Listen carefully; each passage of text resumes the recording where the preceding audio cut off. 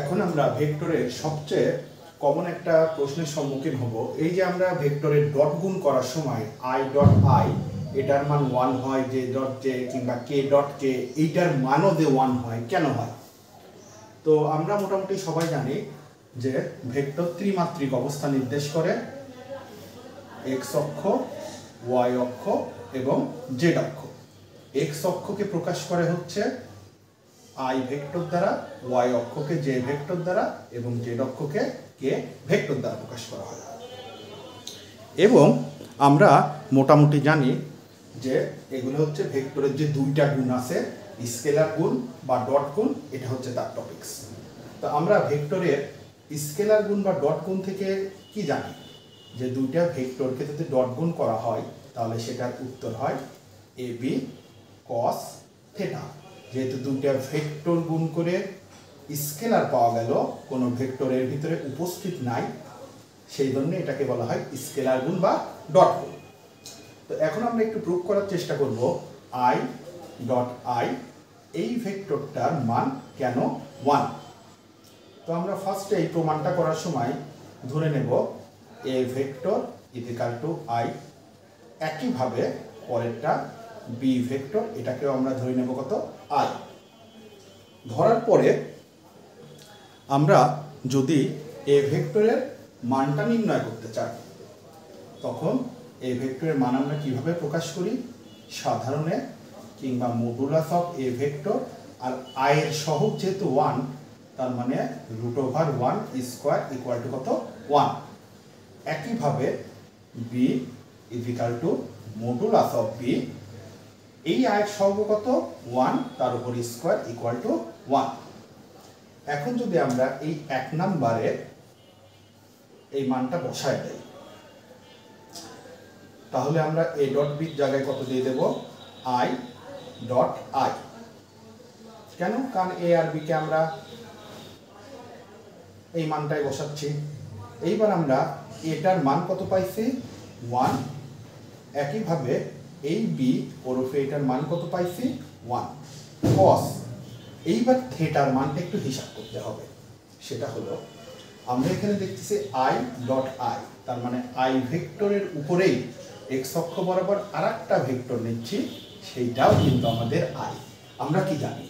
একই সরল রেখায় যদি দুটো ভেক্টর একই দিকে ক্রিয়া করে, তখন এই মধ্যবর্তী অ্যাঙ্গেলটা কত হয়ে যায়? 0 ডিগ্রি। তার মানে এখানে থিটা সমান সমান কত? 0 ডিগ্রি।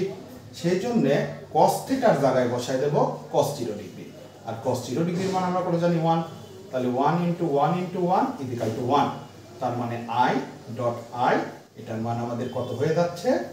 1। একইভাবে যদি আমাদের প্রমাণ করতে বলে যে জে ডট জে সমান কত, তাহলে একইভাবে আমরা কি নেব? ধরি এ ভেক্টর সমান জে, বি ভেক্টর সমানও জে। একইভাবে এ আর বি এর মান নির্ণয় করে সেম ভাবে আমরা প্রমাণ করতে পারবো, কিন্তু আই ডট আই যেরকম প্রমাণ করলাম 1, একইভাবে জে ডট জেও আমরা প্রমাণ করতে পারবো 1, কে ডট কেও প্রমাণ করতে পারবো কত? 1। এখন যদি আমাদের একটা প্রমাণ আসে যে আই ডট জে কিংবা জে ডট কে কিংবা কে ডট আই এর মান 0 কেন, তখন আমরা এটার ব্যাখ্যাটা কিভাবে দেব? তো ধরে নিলাম আমরা আই ডট জে এটা ইকুয়াল টু 0 প্রমাণ করতে চাচ্ছি। তাহলে বরাবরের মতো এ ভেক্টরকে আমরা ধরবো আই, বি ভেক্টরকে আমরা ধরবো জে, এবং আমাদের সূত্র অনুযায়ী এ ওরফে মডুলাস অফ এ, এটার মান হয়ে যাবে কত? 1, তারপর স্কোয়ার মানে 1। বি ওরফে মডুলাস অফ বি, এটাও হয়ে যাবে, যেহেতু জে সহগ 1, তার মানে 1 স্কোয়ার ইকুয়াল টু 1। তো এই পর্যন্ত বসানোর পরে আমরা যদি একটু খেয়াল করি যে আমাদের 1 নম্বরে যদি এই মানগুলো বসায় দেই 1 নম্বরে, তাহলে A dot B i dot j equal to A B 1 1 cos. এইবার আমাদের এই থিটাটার মান নির্ণয় করতে হবে। তো এখন যদি আমরা একটু খেয়াল করি, আই ভেক্টরটা কোনটা বোঝাচ্ছে? এক্স অক্ষ, জে ভেক্টরটা কোনটা বোঝাচ্ছে, ওয়াই অক্ষ।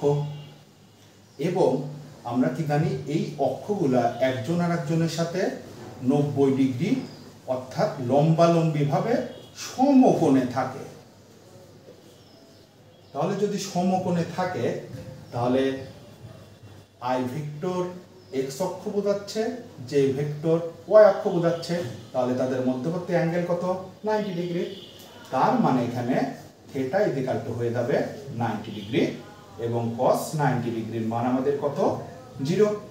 তাহলে আমরা যদি সব জিরোর সাথে গুণ দেই তাহলে I dot J equal to হয়ে যাচ্ছে 0। একইভাবে আশা করি আমরা J dot K dot I এগুলোর মান যে 0 সেটাও আমরা প্রমাণ করতে পারবো।